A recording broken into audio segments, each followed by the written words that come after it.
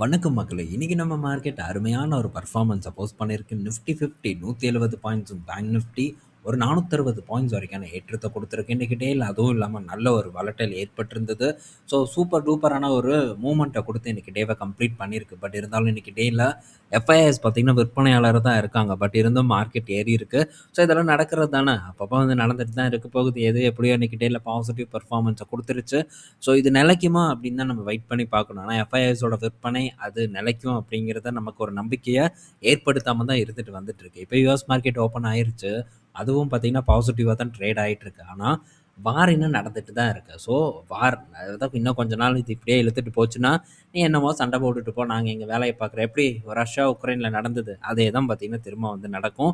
ரொம்ப நாட்களுக்கு நீடிச்சு இருந்ததுன்னா. ஆனா இப்போ கொஞ்சம் பார்த்தீங்கன்னா, அப்படி இப்படின்ட்டு வந்து இறக்குவானுங்க. அந்த இறக்கக்கூடிய சூழ்நிலையில நம்ம பிடிப்பதற்கு ட்ரை பண்ணுவோம்.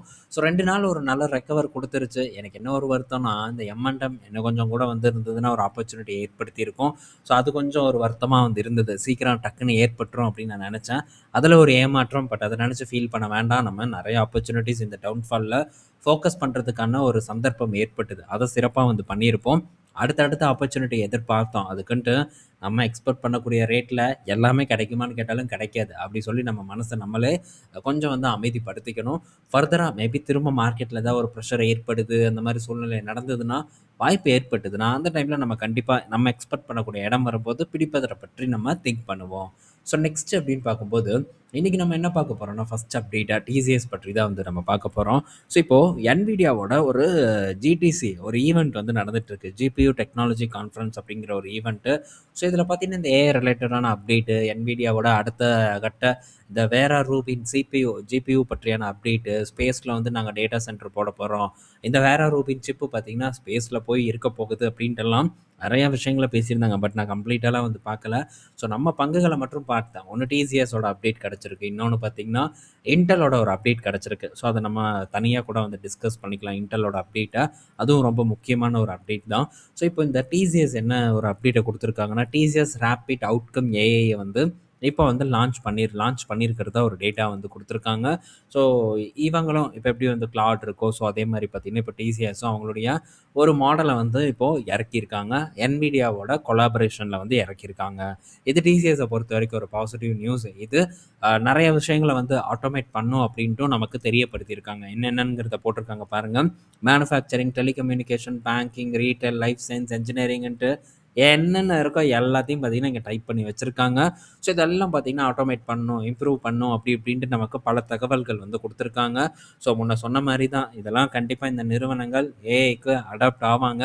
ஸோ விரைவில் பண்ணுவாங்க. அது மட்டும் இல்லாம ஏஐல $1 பில்லியன் மேல ரெவென்யூவும் வந்து ஜெனரேட் பண்ணியிருக்காங்க அப்படின்ட்டுலாம் நம்ம இறங்கும்போது டிஸ்கஸ் பண்ணிட்டு இருக்கோம். இப்பவும் நல்லா இறங்கி தான் இந்த பங்கு ஒரு ஆப்பர்ச்சுனிட்டிய வந்து குடுத்துட்டுருக்கு. ஆனா, இத பிடிப்பது ரொம்பவே வந்து நமக்கு தைரியம் இருக்கணும். நமக்கு ஒரு புரிதல் இருக்கணும். அதெல்லாம் இருந்தா தான் கண்டிப்பா நம்ம ஒவ்வொரு டிப்லயும் வந்து பிடிக்க ட்ரை பண்ணுவோம். இதுக்கப்புறமா இன்னும் இது எவ்வளோ தூரம் இறங்கும்ன்ட்டு நமக்கு உறுதியா வந்து தெரியாது. ஆனா ஸோ ஒரு நம்பிக்கை இருந்தா தான், நம்ம தொடர்ந்து பார்த்தீங்கன்னா, ஒரு இடத்துல அதாவது ஒரு பங்குல வெற்றிய வந்து பெற முடியுங்கிறது என்னுடைய ஒரு கருத்து. ஸோ பார்ப்போம் என்ன நடக்குதுன்ட்டு. நான் வந்து அக்யூமுலேட் பண்ணிட்டு தான் வந்து இருக்கேன். ஸோ நல்ல ஒரு வெற்றிய குடுக்கும் அப்படின்னு எதிர்பார்க்குறேன். மேபி ஃபர்தரா இன்னும் வந்து ஒரு டவுன்ஃபால குடுத்ததுன்னா, கண்டிப்பா லம்ப் பண்ணுவேன். லம்ப் பண்ணும்போது டெஃபினட்டா அந்த அப்டேட்டையும் உங்க கூட நான் ஷேர் பண்றேன். இது டிசிஎஸ பொறுத்தவரைக்கும் ஒரு நல்ல செய்தி. நாங்களும் இருக்கோம்டா ஏஐல நாங்க அப்படியே போயிற மாட்டோம் அப்படிங்கிறது இப்போ டிசிஎஸ் பார்த்தீங்கன்னா உறுதி செஞ்சிருக்காங்க. அடுத்தது ஸோ இன்னைக்கு நம்புவீங்களா, நம்ப மாட்டீங்களான்னு தெரில. நான் ஆஃப்டர்நூன் வந்து வீடியோ வந்து ரெடி பண்ணுறதுக்கு முன்னாடி, இந்த மொயில் ஷேர் என் கண்ணுல வந்து பட்டுது. ஸோ அப்போ பார்த்தீங்கன்னா, இந்த பங்கு ஃப்ளாட்டா வந்து ட்ரேட் ஆயிட்டு இருந்தது. அதுவும் இல்லாம இந்த பங்கு கிட்டத்தட்ட ஒரு ரூ. 500, ரூ. 550 கிட்ட இருந்து கரெக்ட்டான ஒரு பங்கு 250 கிட்ட வந்திருந்தது.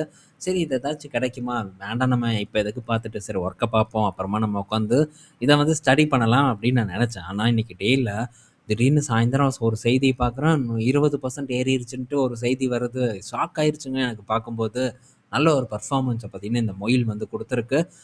சரி இருந்தாலும் நம்ம உடனே பார்த்து டக்குன்னுலாம் போய் வாங்க போறதில்ல. ஆனா, கொஞ்சம் ஒரு ஆச்சரியம் அண்ட் அதிர்ச்சிய பார்த்தீங்கன்னா, இந்த மொயில் எனக்கு ஏற்படுத்தியிருக்கு. அடுத்தது ஸோ பிஎஃப்சி அண்ணன், தம்பி 2 பேர்கிட்ட இருந்து ஒரு அப்டேட் வந்திருக்கு. பிஎஃப்சி அண்ட் ஆர்இசி 2 பேரும் பார்த்தீங்கன்னா டிவிடெண்ட் அனௌன்ஸ் பண்ணியிருக்காங்க.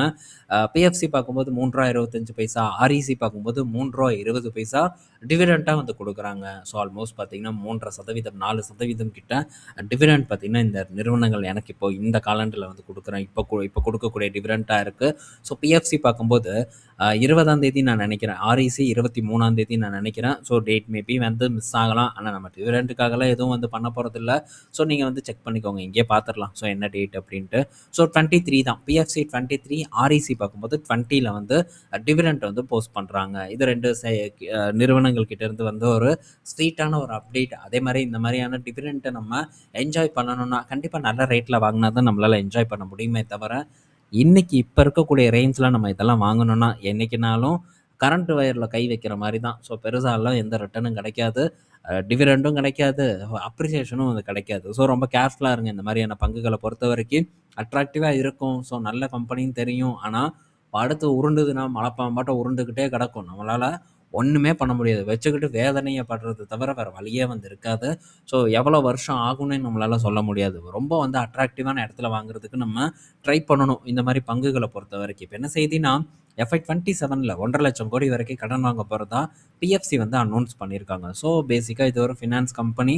ஸோ வெளிய பணம் வாங்கி திரும்ப வேற ஒரு இன்ஃப்ராஸ்ட்ரக்சர் டெவலப்மென்ட்க்கு இவங்க ஃபண்டிங் பண்ணக்கூடிய நிறுவனமா இருக்கு. ஸோ இது இவங்க கிட்ட இருந்து வந்த அப்டேட். அடுத்தது ஸோ இந்த பெயிண்ட் கம்பெனிஸ் பற்றியான அப்டேட் வந்திருக்கு. இப்போ க்ரூட் ஆயில் வேற வந்து ஏறிட்டு இருக்கு. அதனால இவங்களுக்கு கண்டிப்பா வந்து ஒரு ப்ரெஷர் மார்ஜின்ல ஏற்படும் அப்படிங்கிற ஒரு எதிர்பார்ப்பு பார்த்தீங்கன்னா இருந்துட்டு வந்துட்டு இருக்கு. ஸோ இதில ஏஷியன் பெயிண்ட்டு, மற்ற கம்பெனிஸ் எல்லாருமே பார்த்தீங்கன்னா பெயிண்ட் விலைய வந்து ஏத்துறாங்க. ஸோ சில பேர் என்ன நினைக்கிறாங்கன்னா, பெயிண்ட் விலை ஏறிருச்சு அப்படின்னா, பெயிண்ட்ட யாரும் வாங்க மாட்டாங்க அப்படின்னு நினைக்கிறாங்க. அப்படியெல்லாம் இல்ல. பெயிண்ட் விலை மேட்டரே இல்ல. ஸோ இப்போ ஒரு வீடு நம்ம கட்டுறோம்னா, பெயிண்ட் விலை ஒரு விஷயமே கிடையாது. அங்க என்ன விஷயம் அப்படின்னு பார்த்தீங்கன்னா, லேபர் தான் விஷயம். ஏன்னா பெயிண்ட்டுக்கு நம்ம அதிகமா செலவு பண்ண போறதில்ல. ஆனா, லேபருக்கு எவ்வளோ நம்ம குடுப்போம். நீங்களே நெனச்சு பாருங்க. ஸோ யாராச்சும் ரீசென்ட்டா வீடு கட்டுனீங்கன்னா, கண்டிப்பா வந்து தெரிஞ்சிருக்கும். ஸோ பெயிண்ட் ஈஸியா வாங்கிர்லாம். அவங்க லேபர்ன்னு சொல்லி ஒரு பில்ல போடுவாங்க பாருங்க. அந்த பில்ல நம்ம கட்டுறதுக்குள்ள தான் நம்ம போதும் போதும்ன்னு ஆயிருவோம். அதனால பெயிண்டோட விலை ஏத்துறதுனால, அ பெரிய அளவுக்கான ஒரு இன்னல்கள வந்து கஸ்டமர் அடைய மாட்டாங்கங்கிறது என்னுடைய பர்சனல் ஒரு நம்பிக்கை.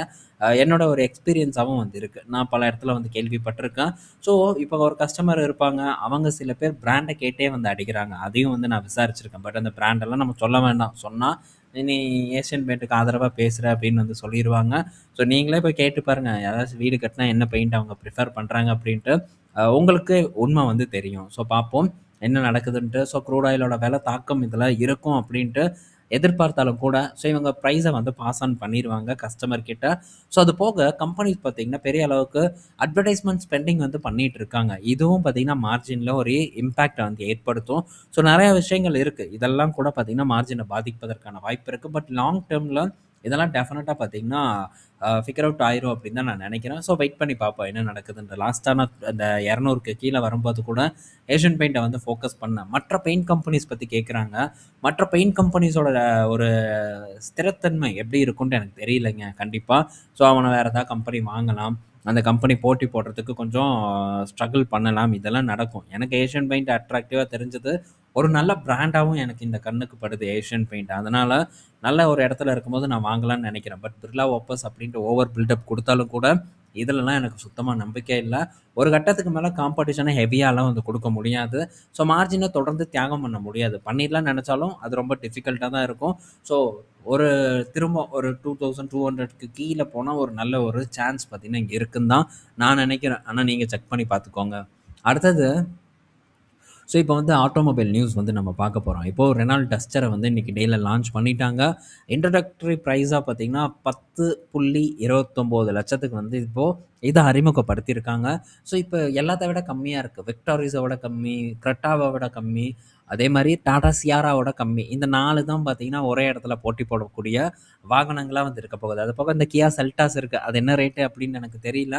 ஸோ இப்போ இது இந்த பிரைஸ்ல இப்போ லான்ச் பண்ணியிருக்காங்க. மேபி கொஞ்சம் ஏத்தலாம். ஆனா இப்போதைக்கு இந்த செக்மெண்ட்ல அதிக பிரைஸ் பேஸ் மாடல் இருக்கக்கூடியது டாடா சியாரா தான்.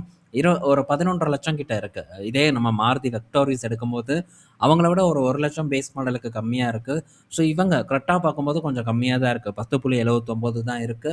ஆனா டாப் மாடல் அப்படின்னு போகும்போது கிட்டத்தட்ட நெருக்கி எல்லாரும் ஒரே விலைக்கு தான் வந்து விக்கிறாங்க. ஸோ போட்டி வேற லெவல்ல இருக்கு. இருந்தாலும் கிரெட்டாவ வந்து எவனாலயும் அசைக்க முடியல பாருங்க. அந்த இடத்துல நிக்கிறான் ஹியூண்டாய் கிரெட்டா. ஸோ சக்சஸ்ஃபுல்லா வந்து இன்னும் வித்துட்டு இருக்கான். மாருதி போட்டிக்கு இறங்கியிருக்கான். நல்ல நம்பர்ஸையும் வந்து அவங்க ப்ரொடியூஸ் பண்ணிட்டு இருக்காங்க. கிட்டத்தட்ட 13,000 வண்டி கிட்ட பார்த்தீங்கன்னா வித்திருக்காங்க இந்த பிப்ரவரியில. சியாரா பார்க்கும்போது பிப்ரவரி முழு மாசமும் வந்து ஒரு 7,000 வண்டி கிட்ட வந்து வித்திருக்காங்க. இது டாடா சியாராவ பொறுத்தவரைக்கும் சூப்பரான நம்பர் அப்படின்னு நான் சொல்லுவேன். ஏன்னா, அடுத்த ஒரு பெரிய மாடல் நெக்ஸான் அண்ட் இந்த பஞ்சுக்கு அடுத்த ஒரு பிரீமியம் மாடல், ஒரு நல்ல மார்ஜின் கிடைக்கக்கூடிய ஒரு மாடல்ல இந்த அளவுக்கு நம்பர வந்து டாடா அச்சீவ் பண்ணது ரொம்பவே பெரிய ஒரு விஷயமா நான் வந்து பார்க்குறேன். அடுத்தது பார்த்தீங்கன்னா, எது வரப்போகுதுன்னு தெரியல. இப்போ 3 இடத்துல இந்த நிறுவனங்கள் இருக்கு. ஸோ 4வதா டஸ்டர் வருமா? இல்ல டஸ்டர் சியாராக்கு, மாருதி வெக்டாரிஸ், கிரெட்டாக்கெல்லாம் போட்டி குடுக்குமான்னு பார்க்கணும். கண்டிப்பா நடக்காதுன்னு நான் நெனைக்கிறேன். கிரெட்டாக்கெல்லாம் போட்டி குடுக்குறதுக்கெல்லாம் முடியாதுன்னு நான் நெனைக்கிறேன். ஸோ சியாராவா இல்ல வெக்டாரிஸா? ஸோ எவன் வந்து அ கிரெட்டாவ முடிக்கிறான்னு பார்ப்போம். இப்போதைக்கு போட்டி வெக்டாரிஸ்க்கும், சியாராவுக்கும் தான் வந்து இருக்கு. ஸோ வெயிட் பண்ணி பார்ப்போம். என்னலாம் நடக்குது? இந்த மார்ச் மாசம் எப்படி வந்து நிறுவனங்கள் பெர்ஃபார்ம் பண்ணியிருக்காங்கன்ட்டு. அடுத்தது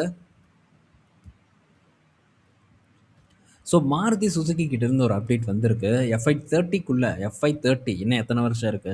அதுக்குள்ள பார்த்தீங்கன்னா, இப்பவே ஒரு பிளான வந்து குடுத்துருக்காங்க.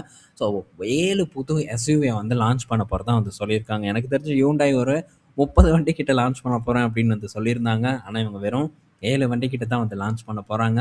மேபி பிளான கூட சேஞ்ச் பண்ணலாம். வெயிட் பண்ணி பார்ப்போம். அதே மாரி ஒரு வருஷத்துக்கு 4 மில்லியன் யூனிட்ஸ் வந்து புரொடக்ஷன் பண்றதுக்கான ஒரு டார்கெட்டையும் வந்து செட் பண்ணியிருக்காங்க. அச்சீவ் பண்ணுவாங்களாங்கிறத வெயிட் பண்ணி வந்து நம்ம பார்ப்போம். அடுத்தது பார்த்தீங்கன்னா, ஸோ இப்போ யூரோப்ல காம்படிஷன் அதிகப்படுத்துறதுக்கு அதுவும் யார் கூட? நம்ம Volkswagen கூட வந்து போட்டி போட களமிறங்குறது யாரு? ஸோ லீப் மோட்டார சேர்ந்த இந்த கார் தான் வந்து களமிறங்க போகுது. ஸோ இந்த ID.3 கூட வந்து போட்டி போட போகுது. ID.3 பார்க்கும்போது ஸ்டார்ட்டிங் பிரைஸ் வந்து ஒரு 30,860 பவுண்டு கிட்ட இருக்கு. ஆனா இது அத விட ஒரு 5,000 பவுண்ட் வந்து கம்மியா தான் வந்து விக்க போறாங்க அப்படிங்கிற ஒரு செய்தி வந்திருக்கு. ஸோ முடியுமான்னு தெரியல. ஆல்மோஸ்ட் வந்து சேமா தான் இருக்கு. எப்படி வந்து ஆனா Volkswagen கூட போட்டி போடுவது அவ்வளோ சாதாரண விஷயம் இல்ல. பட் அச்சீவ் பண்றாங்களாங்கிறத நம்ம வெயிட் பண்ணி வந்து பார்ப்போம். ஸோ லீப் மோட்டார் தெரியும். ஸ்டெல்லன்டீஸோட நெட்வொர்க்க யூஸ் பண்ணிட்டு இருக்காங்க. ஸோ இது ஒரு கூடுதல் அட்வான்டேஜ். இந்த லீப் மோட்டார பொறுத்தவரைக்கும் ஆல்ரெடி யூரோப்லயும் நல்ல நம்பர்ஸ ப்ரொடியூஸ் பண்ணிட்டு இருக்காங்க. பட் இவங்க எப்படி Volkswagen கூட போட்டி போடுறாங்கங்கிறத நம்ம பொறுத்திருந்து வந்து பார்ப்போம். அது போக லீப் மோட்டார்லேருந்து இன்னும் சில அப்டேட் எல்லாம் வந்திருக்கு.